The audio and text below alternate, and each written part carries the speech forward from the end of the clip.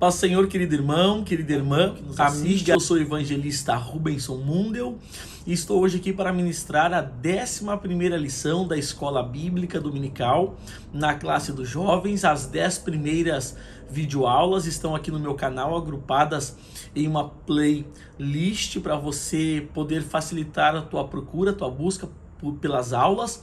E você que não assistiu ainda alguma aula, vá até a minha playlist, procure a aula que você não assistiu, assista, porque todas as aulas são importantes e uma vai linkando com a outra e todas com o objetivo geral do trimestre. Estamos estudando nesse trimestre sobre a revista O Cuidado de Deus com o Corpo de Cristo, e a lição de hoje, que data do dia 13 de junho de 2021, traz por título: Paulo responde questões a respeito do casamento. Lembrando que nesse trimestre estamos estudando sobre a primeira carta do apóstolo Paulo à igreja de Corinto, né? O nosso texto do dia está em 1 Coríntios, capítulo 7, versículo 9, que diz: Mas, se não podem conter-se, casem-se, porque é melhor casar do que se abrasar. Então, olha o conselho poderoso de Paulo para nossas vidas. A síntese de hoje: o casamento deve ser no Senhor, bem planejado e realizado de forma segura para amenizar as dificuldades de uma vida a dois, né? Aqui já quebramos um paradigma. Eu abro um parêntese para te dizer que a vida a dois não é um conto de fadas, né? Muito pelo contrário. A vida a dois traz com ela os seus problemas, as suas dificuldades, sejam elas de adaptação, de convívio, mas que todas elas a gente supera na oração, na boa conversa, no diálogo e no nome do Senhor Jesus. E o objetivo geral da lição de número 11, no tópico 1, é conscientizar de que o casamento é bom. No tópico 2, mostrar a indissolubilidade do casamento. O que é isso, irmão Rubens? O que é indissolubilidade? É que o casamento é indissolúvel, ele não se dissolve, né? Ele não acaba. O casamento é até que a morte o separe. Então, eu já abro outro parêntese para te dizer: cuidado. Cuidado quem você escolhe para estar ao seu lado. Cuidado com quem você escolhe para dividir a tua vida, porque até a morte separar é muito tempo. E diga-se de passagem, ninguém está com pressa de morrer. E no tópico 13 é saber que o casamento não deve ser usado como uma fuga. E eu quero aprofundar isso contigo no tópico 3. O nosso texto bíblico de hoje está na primeira carta de Paulo aos Coríntios, capítulo capítulo 7, melhor dizendo, versículo 1 ao versículo 14. Eu te faço a recomendação que tu leia os 14 versículos e, se puder, leia todo o capítulo 7 para você compreender de uma melhor forma e de uma melhor maneira todo o conteúdo. E para finalizarmos a nossa introdução, os membros da igreja em Corinto tinham muitas dúvidas a respeito de várias coisas, inclusive a respeito do casamento e da castidade. Graças aos questionamentos deles, nós temos registradas no cânon bíblico várias orientações sobre o assunto. Paulo recomenda o casamento como um projeto de Deus e algo bom. Entretanto, ele inclui algumas regras para que o matrimônio seja benéfico para a vida espiritual do casal e das famílias envolvidas, né? Então a gente vai adentrar agora, né, nessas regras, e a gente vai explorar um pouquinho mais sobre esse assunto para a gente compreender. Eu quero já deixar um texto, então, para a gente encerrar a nossa introdução. E você que está chegando agora no nosso canal, você é muito bem-vindo por aqui. Você que está sempre conosco, é um privilégio tê-lo mais uma vez comigo aqui nessa videoaula. Mas para você que está chegando agora, pegue sua Bíblia, pegue a sua revista, o seu marca-texto, o seu bloco de nota para anotar todas as referências bíblicas que deixamos durante a lição para encorpar então a lição ministrada. E vamos ao primeiro texto? Segunda carta de Pedro, capítulo 1, verso 21, diz assim: Mas os homens santos de Deus falaram inspirados pelo Espírito Santo. Que é isso? É a Bíblia nos dizendo, né, da sua veracidade, que homens santos falaram através do Espírito Santo e nos deixaram então a Bíblia Sagrada, essa porção divina da palavra de Deus, para orientar, dirigir e conduzir a nossa vida. Com isso concluímos a nossa introdução e agora adentraremos aos nossos tópicos e subtópicos e, como sempre, vamos resumi-los de uma forma prática, clara e bem objetiva. E se tudo isso já está sendo bênção na tua vida, eu te peço, me ajude por gentileza aqui no meu canal. E como é que você pode me ajudar? Você me ajuda de uma forma simples, curtindo o nosso vídeo, se inscrevendo no nosso canal e ativando o sininho das notificações. Glória a Deus! Tópico 1, o casamento é bom. O tópico 1 tem 3 subtópicos, sendo o primeiro deles: o relacionamento sexual é para o casamento heterossexual e monogâmico. Eu já quero destacar essas duas palavras aqui, antes de a gente começar a ler o tópico já. Heterossexual, o que é isso? É o sexo entre um homem e uma mulher, um relacionamento entre o homem e uma mulher, o casamento entre um homem e uma mulher. Então, uma relação heterossexual se dá entre um homem e uma mulher. Então aqui está dizendo, o relacionamento sexual é para o casamento heterossexual e monogâmico. O que é isso, monogâmico? É entre um homem e uma mulher. Então, o sexo é para o casamento heterossexual e se dará entre um homem e uma mulher. Irmão, eu não posso ter mais de um marido ou mais de uma esposa? Claro que não. A Bíblia, ela muito pelo contrário, ela vai dizer que não, né? E eu sempre dou o exemplo que para um Adão, Deus fez uma Eva. Então era um homem e uma mulher. Esse é o exemplo que devemos seguir de um casamento bem sucedido. Da metade do tópico em diante diz assim: por isso surgem algumas dúvidas acerca do casamento, que precisavam ser esclarecidas pelo apóstolo, o que ele fazia por meio das cartas. Naquele tempo, surgiram na igreja ensinamentos com tendências gnósticas, que consideravam o corpo mau e o espírito bom. Tal pensamento provocava 2 tipos de comportamento. Comportamento A: fazer o que bem entender com o próprio corpo. A gente sabe que não é assim que funciona. Por quê? Porque a Bíblia vai nos dizer que o nosso corpo é templo do Espírito Santo e a gente não pode fazer qualquer coisa com ele, não. A gente precisa usar o nosso corpo para agradar e adorar a Deus. A segunda ideia B: modificar os desejos do corpo, né? E a gente não deve fazer isso, né? Não devemos. Então, eu concluo no finalzinho ali, aonde há uma pergunta agora: o cristão pode se abster do relacionamento sexual no casamento? A Bíblia responde essa questão em 1 Coríntios capítulo 7, versículo 5. Eu quero mencionar esse texto que diz: não vos priveis um ao outro, senão por consentimento mútuo por algum tempo, para vos aplicardes ao jejum e à oração, e depois ajuntai-vos outra vez, para que Satanás não vos tente pela vossa incontinência. Então, respondendo à pergunta, eu posso me abster de sexo no casamento? Você até pode, mas tem que ser em consentimento mútuo, consentimento do marido, consentimento da esposa, por um tempo curto de tempo e para o objetivo de jejuar e orar a Deus. Então eu sempre digo, quando a gente ministra a jovens esse assunto, que fazer sexo antes do casamento é pecado e a Bíblia condena.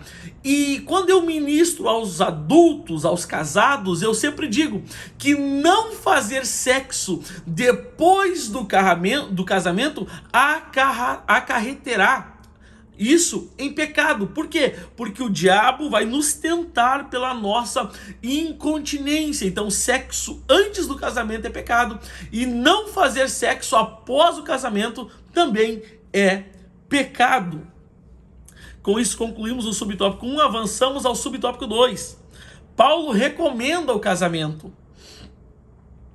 Ele afirma que bom seria que o homem não tocasse em mulher. Ele defende tal ideia, pois a igreja do Senhor estava no início e havia urgência na pregação do evangelho, o que muitas vezes exigia uma dedicação exclusiva. No entanto, ele pondera de uma forma mais ampla e complementa a sua resposta. Abre aspas, mas por causa da prostituição, cada um tem a sua própria mulher e cada um tenha o seu próprio marido, né? Então é Paulo defendendo, né? E recomendando o casamento, porque se não existisse a instituição do casamento, se não houvesse, né, o matrimônio, o casamento, o mundo seria um grande prostíbulo, sem regras, com desenfreamento nessa área da prostituição. Então o casamento veio para sanar esse problema, essa dificuldade, e a gente nota que esse era o contexto aonde a igreja de Corinto estava inserida, porque o contexto daquela igreja, fora dela, onde ela estava inserida, era um contexto de prostituição, e por isso que surgem essas dúvidas, por isso que surgem esses questionamentos, né? E esse era o contexto, então, que aquela igreja estava inserida. Para concluirmos o tópico, então, ele reconhecia que poucas pessoas teriam disposição necessária para manter inativa sua capacidade sexual. Então, Paulo recomenda o casamento e o relacionamento sexual dos cônjuges, visando a procriação e o prazer de ambos, né? Então a gente nota aí pelo menos duas características do sexo no casamento. Primeiro, para procriação, né, para manutenção da espécie. E segundo, para o prazer tanto do homem quanto da mulher. Glória a Deus. Avançamos assim ao tópico 3. A prática da abstinência sexual e do celibato é para os solteiros. Alguns membros da igreja, incluindo os casados, começaram a utilizar a abstinência sexual como forma de controle dos desejos sexuais. Isso se tornou um grande problema, pois não se imagina um casamento em que um dos cônjuges vê o relacionamento sexual como algo desprezível, enquanto o outro vê como algo essencial e necessário, né? Então a necessidade de uma boa conversa, de um bom diálogo, orientados pela Bíblia e, se preciso for, por um pastor, né? Que possa te orientar, que possa te mostrar o que a Bíblia fala acerca desse assunto. Paulo recomenda aos questionamentos, afirmando que tanto o casamento quanto o celibato eram opções legítimas para o cristão. Então o que Paulo está dizendo? Paulo está dizendo que o cristão, se optar pelo celibato, isso está ok, e isso não tem problema. E que se o cristão optar pelo casamento, isso é bom, isso é projeto de Deus. O celibato deve ser visto como um dom divino, mas para os que querem permanecer solteiros ou viúvos. Então o que é isso? A abstinência sexual, Paulo coloca ela em dois aspectos. Primeiro, para os solteiros. Segundo, para os viúvos. Irmão, eu casei, faça sexo. Por mais que pareça vulgar eu falar isso, mas é exatamente sobre isso que a palavra e sobre o que a lição está dizendo. Eu não tenho como ser mais claro e objetivo. Eu quero me abster da prática sexual. Fique solteiro, ou se você é viúvo, não se relacione novamente. Sou casado, dê assistência à sua esposa, dê assistência ao seu marido, ok? A decisão deveria ser consciente e ter por base a paz e a obediência a Deus. Quanto aos casados, ele adverte contra os sacrifícios de tolo, que não agregam nada à vida espiritual, se baseados em crenças humanas e contrárias ao evangelho, né? Então a necessidade de a gente conhecer o que a palavra diz, o que a palavra orienta acerca desse assunto pouco discutido, pouco debatido nos nossos dias, né?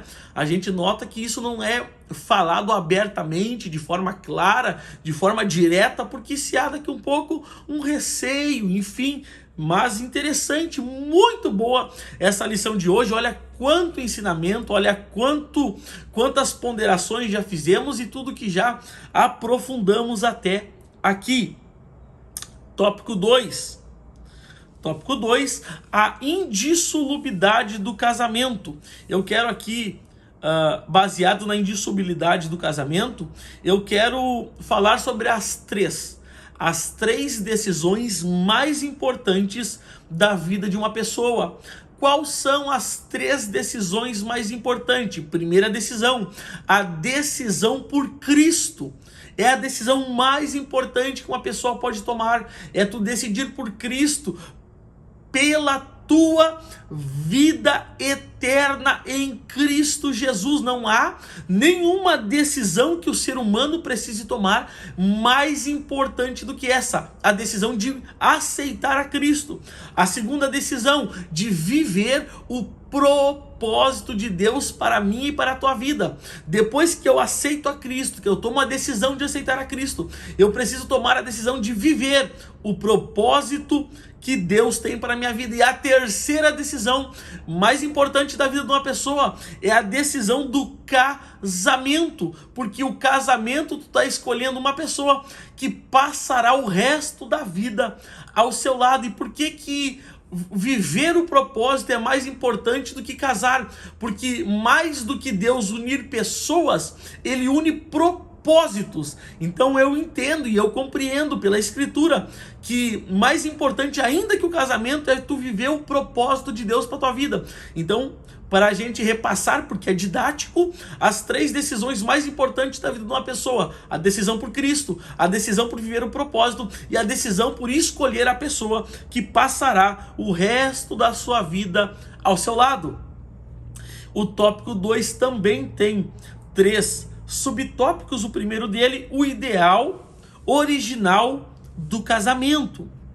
O ideal é que o casal se una, constitua uma família e seja feliz para sempre. Paulo é categórico ao afirmar, abre aspas, aos casados mando, fecha aspas. Ele apresenta o casamento cristão como um contrato indissolúvel, né? Eu quero fazer algumas ponderações nesse ponto que é muito importante para a nossa vida. A primeira questão, por que o casamento é indissolúvel? Porque a Bíblia ensina dessa forma. Mateus capítulo 19, verso 4, e eu vou destacar também o verso 8. Pode fazer a leitura de todos esses versos, do 1 até o 8 na sua casa, mas eu quero, de forma mais rápida e prática e clara, destacar esses 2 versos. Verso 4, ele, porém, respondendo, ele quem? Jesus, disse-lhes, não tendes lido que aquele que os fez no princípio, fez macho e fêmea, os fez? O que é isso? É Jesus falando que Deus fez um homem e fez uma mulher, reforçando a ideia do casamento heterossexual. Verso 8, disse-lhe ele, Moisés, por causa da dureza do vosso coração, vos permitiu repudiar as vossas mulheres. Mas ao princípio quando? Quando Deus criou, quando Deus instituiu, quando Deus formou, mas ao princípio não foi assim. Eu quero abrir um parêntese aqui para você entender uma coisa. Por mais que em alguns casos, eu quero grifar essa palavra, em alguns casos a Bíblia permita que o casal se separe, a Bíblia em momento algum concorda que o casal se separe. A Bíblia diz, pela dureza do vosso coração vos foi permitido repudiar, mas não foi assim desde o princípio. Ou seja, embora a Bíblia permita, a palavra de Deus permita, ela não concorda com a separação.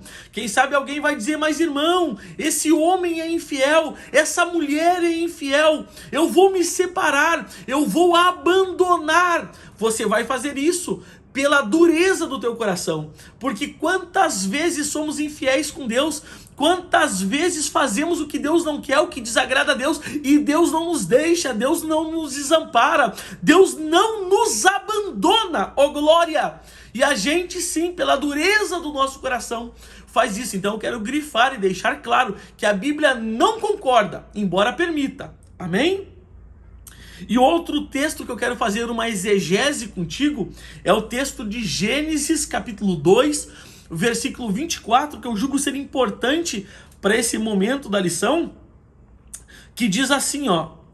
Antes de eu entrar nesse texto, para mim fazer uma exegese, deixa eu te falar uma coisa. A Bíblia vai dizer, eu vou aprofundar isso mais para frente, mas a Bíblia vai dizer que se alguém se separar da sua mulher, essa pessoa então, ou do seu marido, que essa pessoa não case novamente.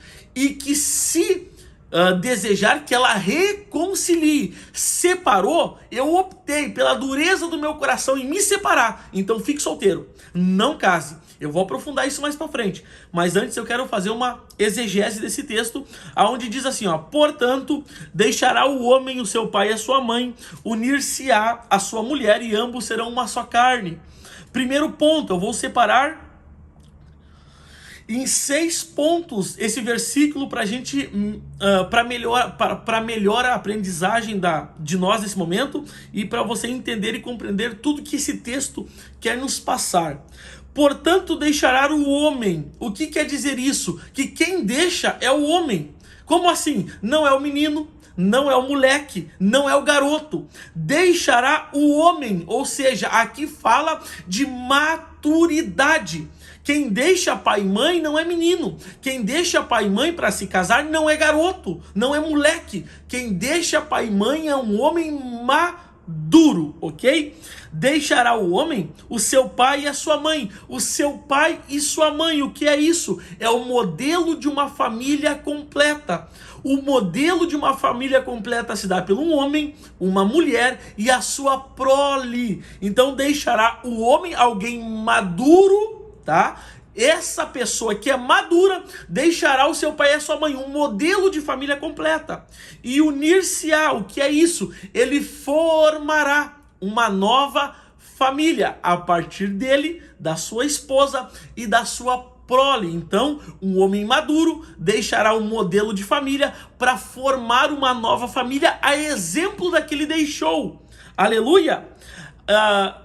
Unir-se-á a sua mulher. A sua mulher, aqui fala de completude, aqui fala de ajudadora. Aqui está dizendo que um homem, que o homem deixará o seu pai e a sua mãe e unir-se-á a sua mulher. Não se unirá a uma garota, não se unirá a uma menina, ele se unirá a uma mulher madura também. Ok?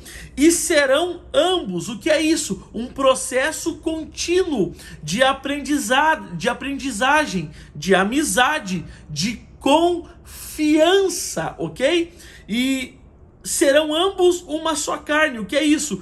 Intimidade profunda entre duas pessoas, unidade. Então está aqui uma exegese desse texto tão rico em aprendizagem para mim e para a tua vida, tão rico que temos na palavra de Deus. Portanto, deixará o homem o seu pai e a sua mãe, unir-se à sua mulher, e ambos serão uma só carne. Com isso concluímos o subtópico 1 do tópico 2. Avançamos agora ao subtópico 2. Casamento com um descrente antes da conversão. Eu quero trazer aqui algumas orientações, mas o texto diz assim da metade para o final. Paulo orienta ao cônjuge cristão a preservação do casamento, caso o cônjuge não cristão concorde com a decisão sua por Cristo. Eu quero trazer aqui pelo menos 5 orientações para as nossas vidas. A primeira orientação eu trago para os jovens. Qual é a orientação para os jovens? Jovem, se você é maduro o suficiente, se você está estabilizado materialmente, se você tem condições de manter uma família, case-se. Ah, eu não sou maduro, eu não tenho condições de manter uma família, eu não estou estabilizado, então não case. Não tire a filha dos outros de dentro da casa do pai e da mãe para passar dificuldade. Case quando você estiver pronto, não quando você estiver com necessidade. Então o primeiro conselho que eu trago aqui é para os jovens. Está pronto, é maduro, tem como manter uma família? Case-se. O segundo conselho que eu trago aqui é para os casados. Você é casado, não prive o seu marido ou a sua mulher do ato sexual, a não ser por propósito mútuo, aonde ambos jejuarão e buscarão a Deus. Caso contrário, não se privem, para que o diabo não nos tente pela vossa incontinência. O terceiro conselho que eu quero deixar aqui para vocês é aos casados que abandonaram os seus cônjuges. Vocês precisam permanecer solteiros. Bom é que vocês reconciliem. E eu falo isso baseado no capítulo 1, no capítulo 7 e no verso 10 da primeira carta de Paulo aos Coríntios. Agora eu dou um conselho aos casados com não cristãos. Tu é casado, mas tu é casado com alguém que não é cristão. Tu é casado com alguém que não professa a mesma fé que você professa. Então, aos casados com não cristão, que continuam descrentes, não abandonem seus cônjuges, pois se ele quer permanecer casado, continue casado, porque a Bíblia ensina que no ato sexual, o que é crente santifica o que não é crente. Então você é casado com alguém que não é crente. Se essa pessoa deixa você servir a Deus livremente, não se separe dela. E o último conselho é aos casados que estão casados com pessoas descrentes, que em algum momento optaram por aceitar a Cristo e seguir a Cristo, e após você optar por Cristo, o teu cônjuge censura você. O teu cônjuge, ele não quer que você sirva a Cristo. Então, nesse caso, a Bíblia diz: se separe, deixe ele ir e fique servindo a Cristo.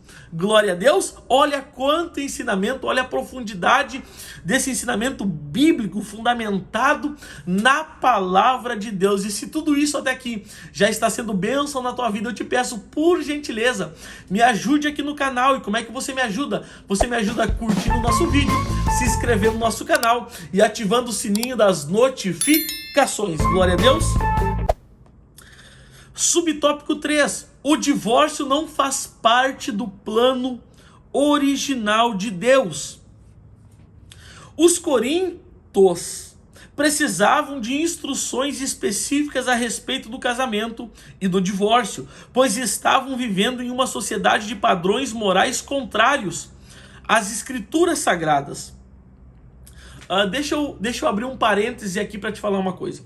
O namoro, irmão, o namoro, irmã, não é bíblico. O namoro não é bíblico, mas é cultural. E no Brasil, nos últimos 100 anos, se adotou esse modelo de relacionamento. Embora o namoro não seja bíblico, os nossos jovens namorarão. Por quê? Porque é cultura. Então eu quero deixar aqui para os nossos jovens alguns princípios, pelo menos 5 princípios, para um namoro bem sucedido. Eu quero que tu anote esses princípios e que tu medite nesses princípios e que tu pondere esses princípios. Primeiro princípio, para um namoro bem sucedido: ouvir o conselho dos pais.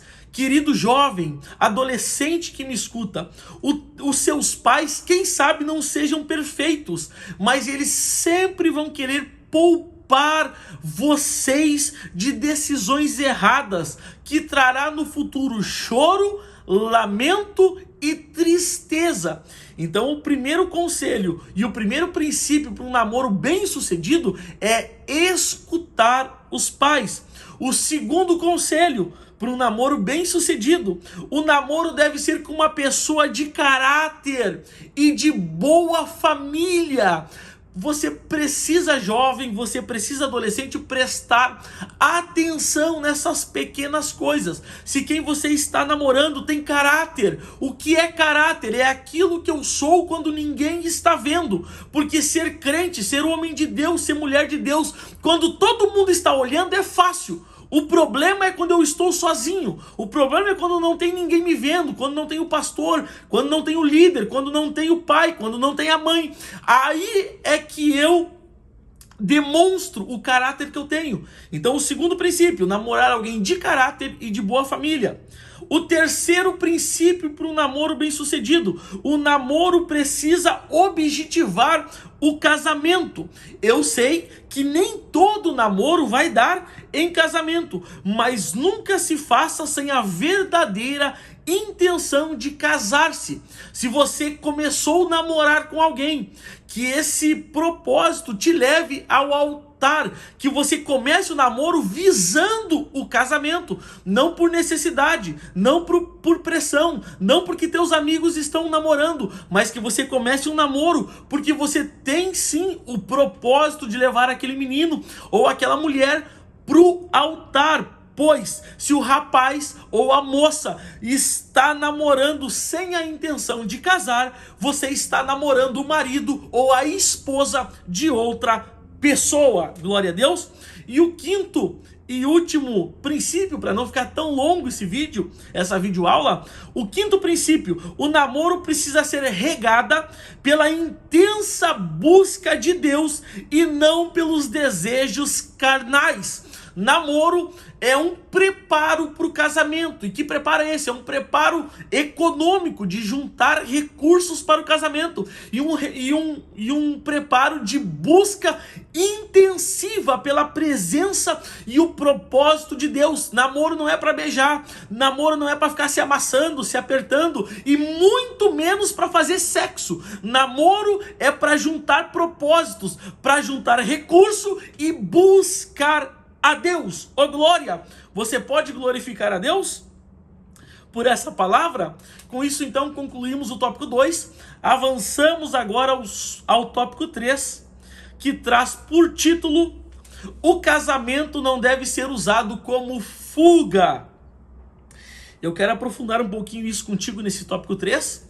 O tópico 3 também tem 3 subtópicos, sendo o primeiro deles: o casamento não pode ser usado como fuga para a solidão. Da metade para o final do tópico diz assim: há pessoas que se sentem solitários em suas famílias e criam expectativas de resolver esse problema com o casamento. Ela corre o risco de apenas produzir o ambiente de convivência atual. Então eu quero chamar a tua atenção, eu abro um parêntese aqui para te dizer: o casamento tem que ser não uma fuga da casa do pai ou da mãe, mas tem que acontecer quando eu me sentir completo, ok? E pronto para quê? Para transbordar na vida de outra pessoa. Eu não posso entrar num relacionamento com a expectativa da outra pessoa me fazer feliz. Eu não posso ser egoísta dessa forma. Eu preciso entrar num relacionamento quando eu estiver completo, quando eu estiver feliz e eu poder transbordar essa felicidade na vida do meu cônjuge. E o segundo aspecto que eu quero trazer para a gente pensar aqui, porque o princípio do casamento não é casar para outra pessoa me fazer feliz, mas sim porque eu já sou feliz e quero compartilhar com outra pessoa a felicidade que eu tenho. Como é que chama isso? De completude. Quando eu transbordo a minha felicidade na vida da outra pessoa, a outra pessoa transborda a felicidade da vida dela na minha vida, então isso é uma completude. Então o casamento não é fuga e o casamento não pode ser usado para outra pessoa me fazer feliz. Eu já tenho que casar porque eu sou feliz e eu quero transbordar na vida do meu cônjuge essa felicidade. Glória a Deus. Subtópico 2, o casamento não pode ser usado como fuga da tentação sexual. O casamento não é uma decisão a ser tomada de qualquer maneira, e a escolha deve ser bem feita, e o momento deve ser bem adequado. Os jovens e os viúvos devem tomar a decisão pelo casamento somente após ter a segurança de que é a melhor decisão a ser tomada, e não por ter dificuldades com a tentação sexual. Eu abro outro parênteses aqui para te dizer que, irmão, tentação, ser tentado não é pecado. O pecado é ceder à tentação. Então, se você está sendo tentado, seja no âmbito espiritual, seja no âmbito material, seja no âmbito sexual, de relacionamento, o ser tentado não é pecado. Quando é que é pecado? Quando eu cedo à tentação e eu faço o desejo da minha carne. Aí eu caio no pecado. Mas o fato de eu ser tentado, isso não é pecado. Então, nunca tome uma decisão na tua vida pelo desejo ou pela tentação que você está passando naquele momento. O casamento é para ser feliz e fazer o outro feliz. Glória a Deus. Avançamos então ao último tópico, ao último subtópico, melhor dizendo, o subtópico 3 do tópico 3, que traz por título: o casamento não pode ser usado como fuga das dificuldades da vida. A vida tem suas dificuldades, angústias e sofrimentos, e varia de pessoa para pessoa. Algumas pessoas veem no casamento uma oportunidade de fugir de alguns desses problemas. Todavia, essa não é a melhor forma de entrar em um casamento. Eu volto a dizer, se alguém pensa que casamento é conto de fada, você está muito enganado. No casamento a gente tem problema, a gente tem dificuldade, a gente tem divergências, porque são duas formas de serem criados. Você foi criado de uma forma, o seu cônjuge foi criado de outra forma, você tem uma cultura, o seu cônjuge tem outra cultura, você foi criado com um determinado tipo de princípio, às vezes o seu cônjuge foi criado com outros determinados tipos de princípios, você tem algumas prioridades, quem sabe ele tenha outras prioridades, e isso traz divergência, isso traz atrito no casamento, mas tudo isso se trata com uma boa conversa, com um bom diálogo, segundo a luz da palavra e direcionados pelo Espírito Santo de Deus. Ô glória, olha quanto ensinamento, meu irmão e minha irmã. E a nossa conclusão de hoje diz assim: na lição de hoje ficou evidente que o casamento é bom e abençoado por Deus, e que o celibato é somente para pessoas que têm o dom para permanecer nesse estado. O princípio original é pela duração até que a morte separe os cônjuges. Todavia, devido à dureza do coração, muitos casais não chegam até o final juntos. Por isso, o casamento não pode ser usado para fugir da solidão, da tentação sexual ou das dificuldades da vida. Ele deve ser bem planejado e deve ser feito segundo a vontade do Senhor. Quem sabe você notou que ficou um pouquinho escuro o ambiente? É que acabou de acabar a luz aqui em casa, não se preocupe. Ficou um pouquinho escuro, eu estava com a luz ligada, eu creio que acabou a luz, por isso ficou um pouquinho escuro o nosso ambiente. Mas eu vou concluir mesmo assim, dizendo, então, observe os princípios do casamento, observe as características de um casamento, observe os aspectos de um namoro. Você menino, você menina, jovem, adolescente que me escuta, observe muito bem antes de tomar a decisão, porque tem decisões que são bênção para a nossa vida, que acrescentam, que somam, mas tem decisões que nos levam para um momento de tristeza, de solidão, ok? De culpabilidade. Então, antes de você tomar a decisão por um namoro, por um noivado, por um casamento, vá sempre para a oração, busque em oração uma resposta de Deus, busque em oração uma palavra de Deus, e Deus, Ele sempre responderá àqueles que o buscam. E se a resposta for não, não fique triste, porque o não de Deus é bênção. Por que é bênção? Porque é livramento para a minha e para a tua vida. E se tudo isso foi bênção na tua vida, querido irmão, irmã, eu te peço, me ajude aqui no canal. E como é que você me ajuda? Você me ajuda curtindo o nosso vídeo, se inscrevendo no nosso canal e ativando o sininho das notificações. E se você puder ficar um minutinho comigo ainda, eu quero te dizer que logo aqui abaixo do vídeo, na descrição do vídeo, eu tenho um link que eu criei da EBD. É o meu grupo no Telegram da EBD. Você clica no link, será redirecionado ao grupo do Telegram. Você clica para entrar no grupo e você terá acesso então a um PDF com a lição de hoje, com todas as lições. Eu posto no grupo do Telegram, tanto a lição dos jovens quanto dos adultos. Eu posto a lição em PDF com todos os textos que eu uso, as ponderações que eu faço e as minhas anotações. E você tem acesso a isso de forma gratuita, simplesmente entrando para o grupo do Telegram. Tem outro grupo do Telegram aqui na descrição do vídeo aqui embaixo, aonde o nome é Apocalipse Descomplicado. E esse grupo eu criei para falar sobre o livro de Apocalipse, sobre essa maravilhosa revelação que Jesus nos deixou. Então você que é um curioso, você que quer aprender mais sobre Apocalipse, entre nesse grupo do Telegram Apocalipse Descomplicado. A luz está voltando. E outro link que eu tenho aqui embaixo é um link que te levará direto para o meu Instagram. Se você me seguir no Instagram, entrar no meu grupo do Telegram da EBD e do Apocalipse Descomplicado, você terá acesso a todos os materiais que eu disponibilizo via internet de forma gratuita. Querido irmão, eu te espero na próxima videoaula dos jovens. Se você não assistiu ainda, já está postado no meu canal a videoaula dos adultos desse trimestre. E o desejo da minha alma é que Deus te abençoe, que Deus abençoe tua vida, que Deus abençoe a tua família, que Deus abençoe a obra das tuas mãos e aonde você botar o pé, que Deus te dê por herança, graça e paz.